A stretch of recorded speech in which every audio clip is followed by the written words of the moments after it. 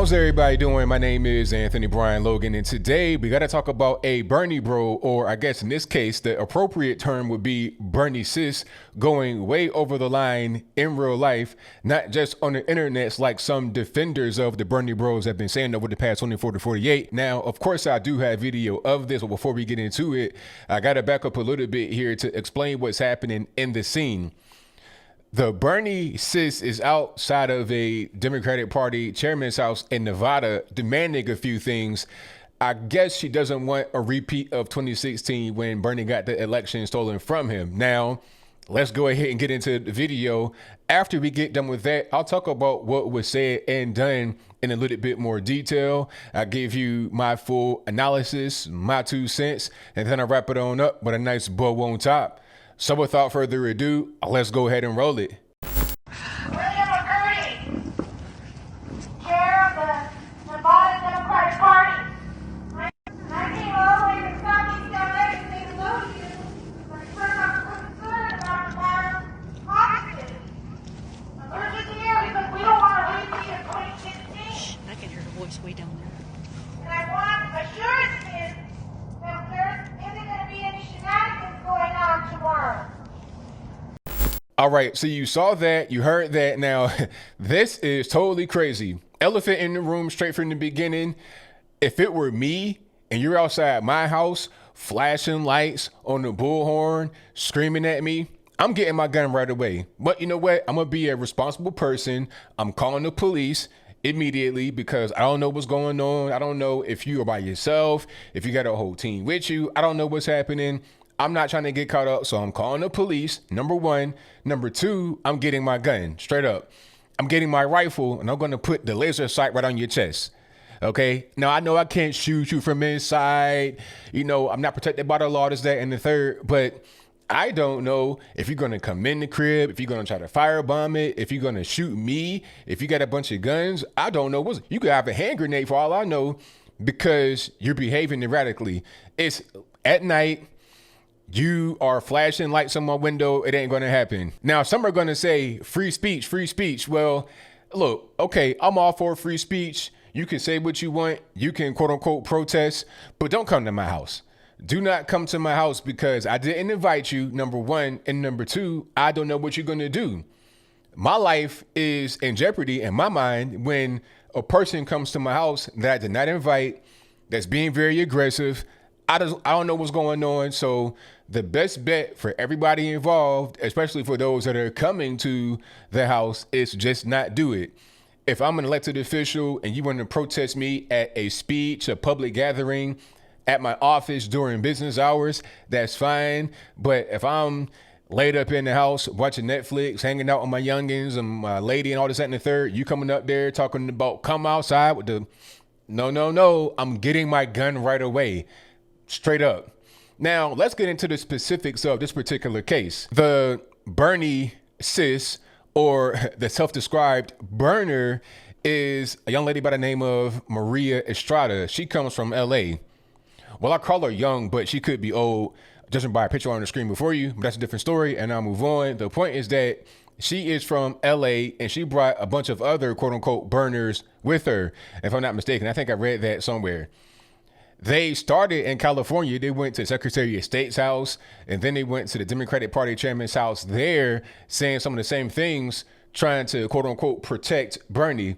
Then here they come in Nevada doing some of the same things. So I guess they've been on a road trip, driving all around, trying to really go viral because she was streaming this live on Facebook, and she's a well-known quote unquote activist within the quote unquote progressive space. So this is something that she does. She's not doing it just randomly. There's a purpose behind it. You're trying to get some recognition, and you want to be known as an activist, and you want to be known as a person that defends Bernie Sanders. If you want to defend Bernie, I get it, because I think that he did have the nomination stolen from him last time. I think that's what happened.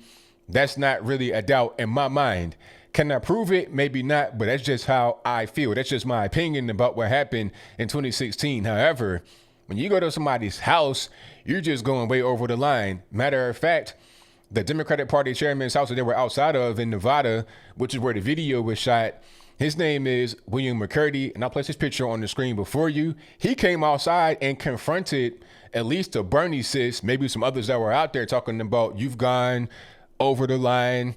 And then they responded talking about, oh, well, look, we just want that happen to Bernie and you guys can't go over the line. You guys got to do the right thing. I got freedom of speech, First Amendment. Look, I'm not trying to hear all that. The police did get called, but I think by the time they came out, they were gone. If what you're doing is so right and it's not really a big deal and you got the First Amendment, why would you flee before the police get there?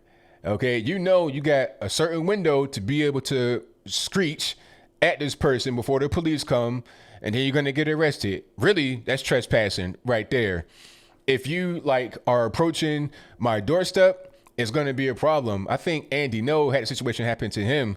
Masked people came outside his house, ringing on his doorbell, trying to open. They were trying to get in the house, so that's why I would have my gun, because I don't know who you are. You could be just a random weirdo that is not totally deranged. You might come outside my house, which is enough, but you're not going to actually try to come in and do anything to me. You're not going to come up to my door and try to wiggle the handle to see if it's going to open to try and come in, or break your way in or boot my door down. You may not do that, but maybe you will. In the case of Andy No, that appears to have been what they were trying to do, was to break into his house to cause him harm because of his political point of view. I don't really know that. And this is why the Second Amendment is so very important. This is exactly why a guy like Bernie Sanders shouldn't really be in office. I'm not going to cheat the man at all. So don't come to my house or nothing crazy. Matter of fact, don't come to my house, period. Just don't do it. Just be safe. If you got a problem with somebody that's an elected official or anybody else, you see him in public. I'm out. I'm available. I'll go to these events. And I've had talks. No real debates, really, but if you got an issue with somebody in politics, talk to them in person in a mutual space where everything is all good. Don't come to their house at night. This is why people think the Bernie bros are just out of their mind. On the internet, they're a mess, a total mess, ridiculous. But off the internet, you're seeing some of the same kind of patterns starting to emerge. People that want to defend the Bernie bros and sisters and whatnot, they want to say, and the burners, they want to say, oh, it's only a few guys on the internet. I can't tell. When virtual reality becomes actual reality or actuality, we got a problem.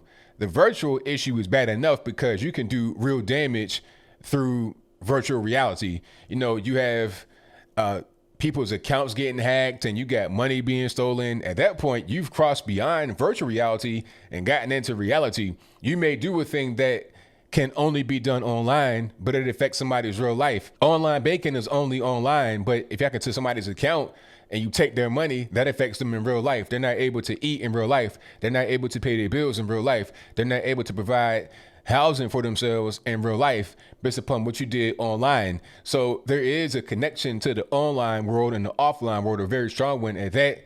Okay, that's the reality of the situation. You had this whole big years-long trial, sham impeachment over some internet things for real, because that was the basis of the Russian interference. Oh, they're trying to hack this, they're trying to hack that, they're trying to do this and do that through virtual means. So when you're talking about the internet, don't just dismiss it as a thing that's not really real. The internet is real in many different ways. What someone says, what their opinion is on the internet can just be taken or left. It's not really that big of a deal unless the person is a high ranking official or very popular person. What they say will ring. It doesn't matter if they say it online or offline. Just like Trump's tweets, they get pretty much ran through with a fine-tooth comb. They get put up on news every single day. So in that case, it does matter. But for a regular normie like myself, my tweets are not going to get put on television 24 hours a day.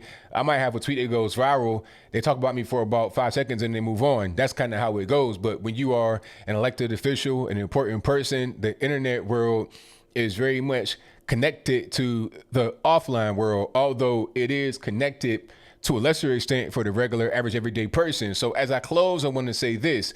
Don't just dismiss the Bernie bros and Bernie sisters and the quote unquote burners who have no gender, but that's a different story and I digress. Don't just say, oh, they're only on the internet and that's it.